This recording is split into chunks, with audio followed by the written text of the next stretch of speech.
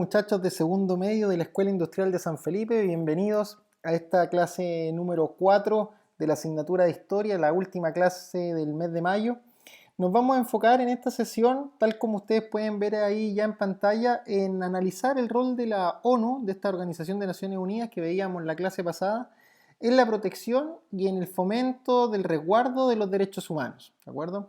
Y para eso nos vamos a adentrar en el rol de las Naciones Unidas, pero también quizás en el rol que tenemos nosotros como ciudadanos y el de la sociedad en general, ¿no es cierto? Por eso ahí el título de la presentación, los derechos humanos, el rol de la ONU y de la sociedad.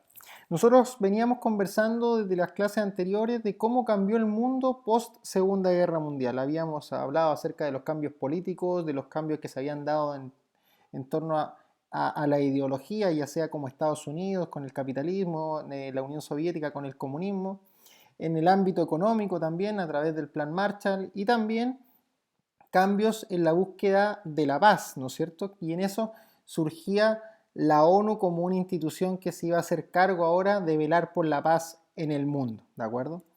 Y planteábamos lo siguiente, ¿no es cierto? La creación de la ONU a partir de 1945, con 50 estados fundadores en la ciudad de San Francisco, pero que en la actualidad tiene más de 190 estados que son miembros y su sede está en Nueva York, ¿de acuerdo? Entonces, acá tenemos una foto de lo que es el edificio hoy en día de las Naciones Unidas. Como ustedes pueden ver, ahí están todas las banderas de los estados miembros. Ahora, ¿en qué nos vamos a enfocar? No nos vamos a enfocar en estudiar y en adentrarnos todo lo que es la ONU, porque si no estaríamos 4 días haciendo eso. Lo que sí vamos a hacer, o lo que sí vamos a intentar, es tratar de ir enfocándonos en qué entiende la ONU por los derechos humanos, cómo los resguarda y qué rol nos cabe a nosotros, ¿de acuerdo?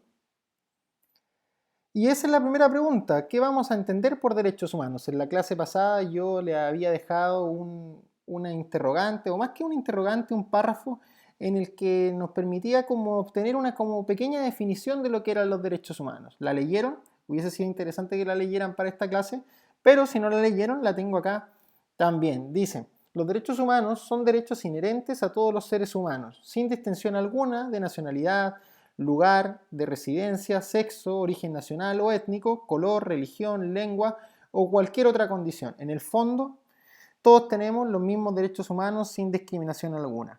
Es decir, y tal como se menciona allí, los derechos humanos son para todos los seres humanos que habitan en este planeta, ¿de acuerdo? Una vez que, y a raíz de todos los, digamos, atrocidades que se habían cometido en la Segunda Guerra Mundial, la ONU, una vez creada, se propone como misión que esto no se vuelva a repetir, que esto no vuelva a pasar nunca más. Y para eso, con estos Estados miembros, deciden crear una declaración que les sirviera como hoja de ruta o como guía para que esto no pasara nunca más en la historia. Y así, 3 años después, en 1948, a partir de su presidenta, que es la que nosotros vemos ahí en la imagen, Eleanor Roosevelt, proponen lo que es la Declaración Universal de los Derechos Humanos. Recuerden ahí la abreviación de derechos humanos, DDHH, porque son derechos, que es plural, y humanos también, por eso es la abreviación, ¿no es cierto? Se presenta esta declaración y los Estados miembros se comprometen a cumplirla. Ahora, ¿qué es lo interesante y qué es lo que nos importa a nosotros? Es entender, o más que entender, sino que ir analizando de qué se trata esta declaración y cuáles son los principios que la sostienen para que los países hasta el día de hoy la cumplan, ¿de acuerdo? En eso nos vamos a enfocar.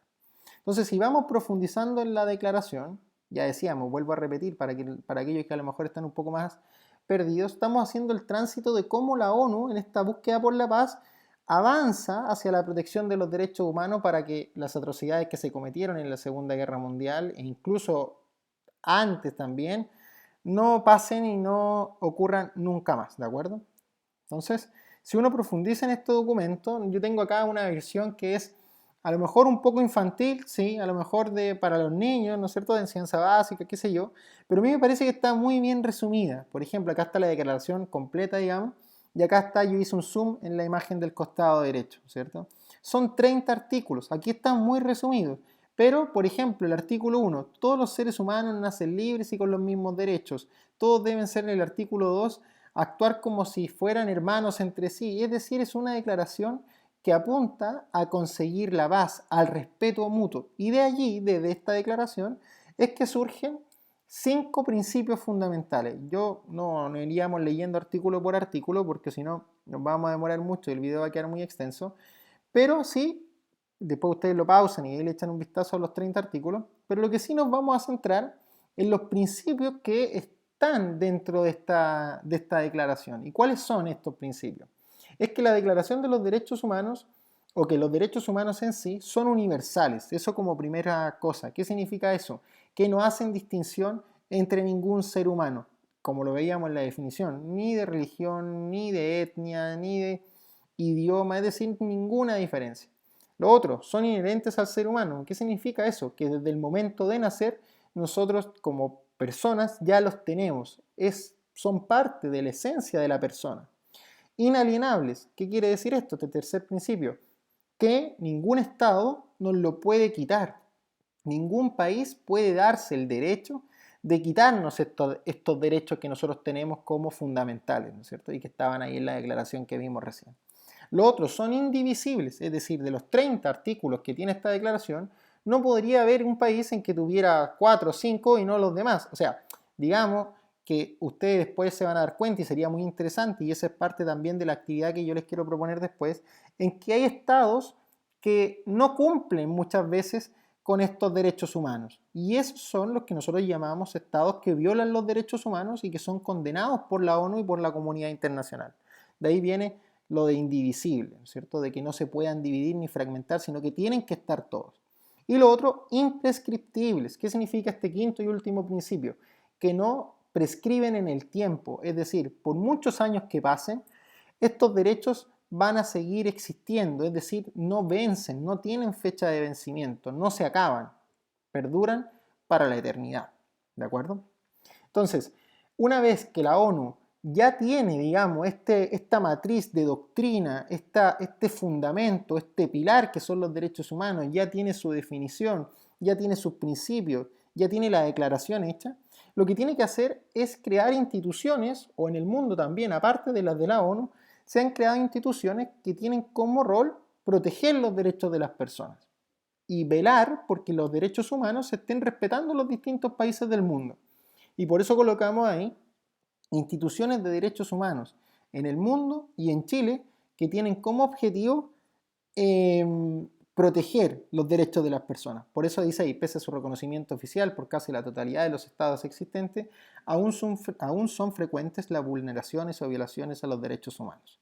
Algunas de las instituciones que han surgido para evitar que estas violaciones se han clasificado dentro de las siguientes categorías. Pero más que hablar de categorías, lo que vamos a hablar son de algunas instituciones, ¿de acuerdo? Las categorías ustedes las pueden encontrar en la página 61 de su texto, así que no hay ningún problema.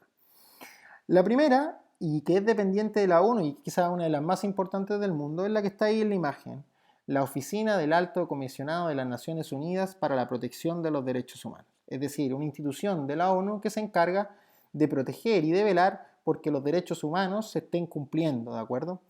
Y esto es muy importante para nosotros como chilenos porque la persona que dirige o la autoridad que dirige esta oficina, que es dependiente de la ONU, es decir, la máxima autoridad en materia de derechos humanos en el mundo, es chilena y es la expresidenta Michelle Bachelet, ¿de acuerdo? Ella es en la actualidad la que debe o la encargada junto con todo un equipo en distintos países del mundo de hacer que esto se cumpla, ¿cierto? Aquí yo les dejo algunas tareas también que las puedan ir respondiendo en su cuaderno, ir viendo cuáles son el trabajo que está haciendo la oficina del alto comisionado, ¿de acuerdo? Eso como primer punto.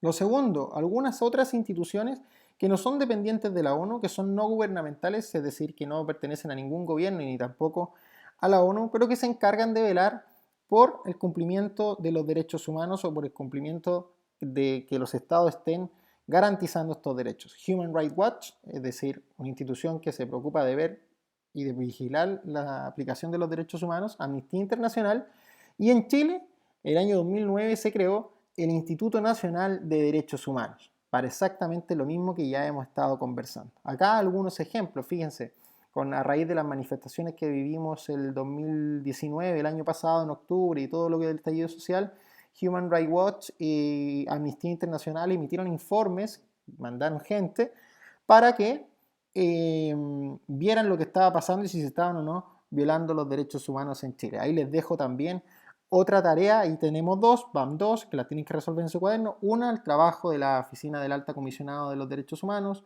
La segunda, ver cuáles fueron las conclusiones del informe que presentó Human Rights Watch a raíz de las manifestaciones en Chile.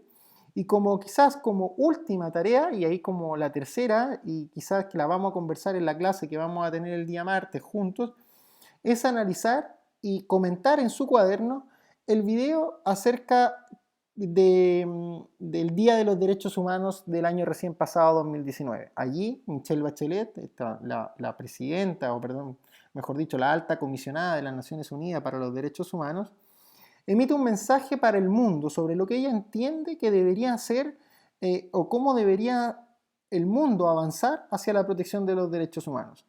Escúchenlo, véanlo y cuéntenme qué les parece en su cuaderno y qué les pareció, y lo vamos a comentar también el día martes en nuestra clase online. Para finalizar, simplemente dejarlos con esta frase de Eleanor Roosevelt, que es la presidenta de la Comisión de Derechos Humanos, que ya decíamos redactó la Declaración de los Derechos Humanos. Y fíjense lo que menciona, que tiene mucha relación, y aquí una pista con el mensaje que va a dar la expresidenta Bachelet como alta comisionada. Dice, no basta con hablar de paz, uno debe creer en ella. Y no es suficiente con creer, hay que trabajar para conseguirla. El mensaje, ya digo, de Michelle Bachelet va también en esa misma línea. ¿Cómo trabajar? ¿Qué deberíamos hacer nosotros como ciudadanos y como sociedad para avanzar en la protección de los derechos humanos? Muchachos, un fuerte abrazo, que estén muy bien. Espero verlos el día martes. Saludos.